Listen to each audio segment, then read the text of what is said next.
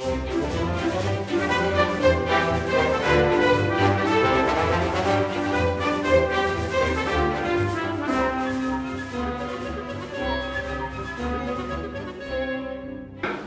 hello there, literary thrill seekers, or should I say, ho ho ho.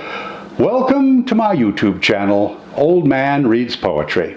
I'm your host, the aforementioned Old Man.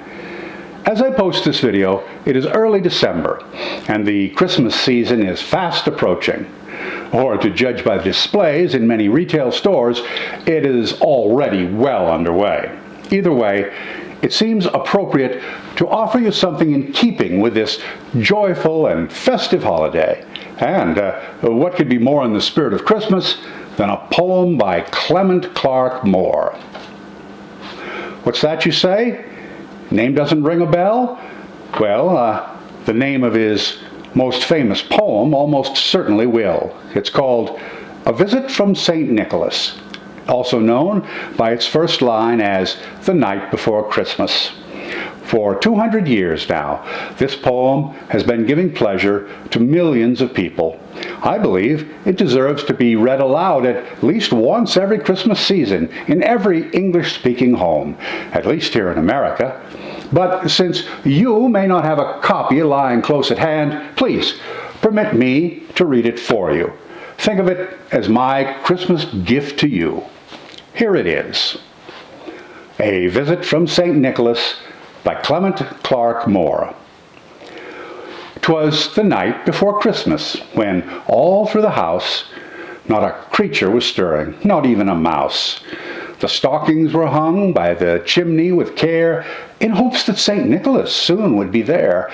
The children were nestled, all snug in their beds, while visions of sugar plums danced in their heads, and Ma in her kerchief, and I in my cap, had just settled our brains for a long winter's nap, when out on the lawn there arose such a clatter, I sprang from my bed to see what was the matter. Away to the window I flew like a flash, tore open the shutters and threw up the sash. The moon on the breast of the new-fallen snow gave a luster of midday to objects below, when what to my wondering eyes did appear but a miniature sleigh and 8 tiny reindeer, with a little old driver so lively and quick, I knew in a moment he must be St. Nick. More rapid than eagles his coursers they came, and he whistled and shouted and called them by name. Now Dasher, and now Dancer, and now Prancer and Vixen, on Comet, on Cupid, on Donder and Blitzen, to the top of the porch, to the top of the wall. Now dash away, dash away, dash away all.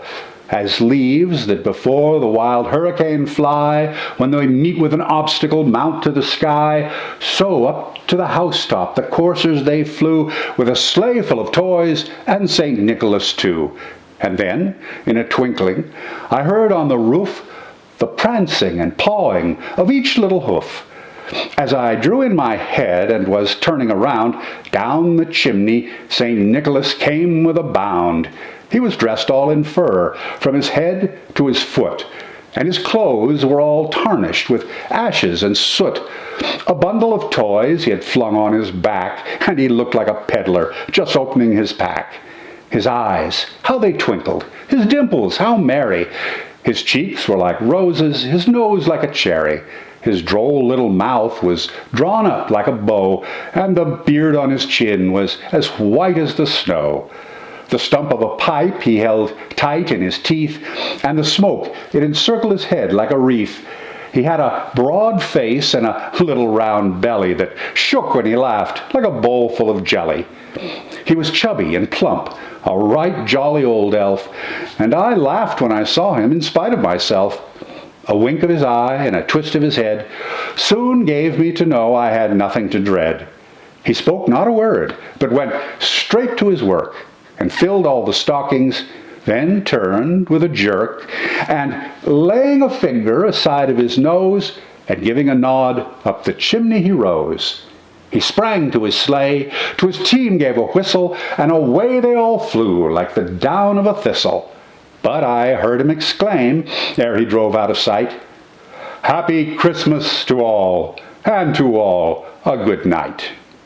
Now, at this point, I typically provide some background information about the poet, and then offer explanatory or analytical notes about the poem I just read. In this case, I could also offer some amusing anecdotes about Clement C Moore and the publication of this poem. Or I could talk about the history of the real St. Nicholas, a 4th century Christian saint who lived in what is now Turkey, and how the Dutch version of his name, Sinterklaas, became Santa Claus in English. I could tell you how strongly this poem has affected our conception of Santa Claus as we know him today, and how it has greatly impacted how American families celebrate Christmas. But I'm not going to do any of that. And what's more, I don't see any need for scholarly analysis of this poem, nor for expository notes to help you understand its meaning.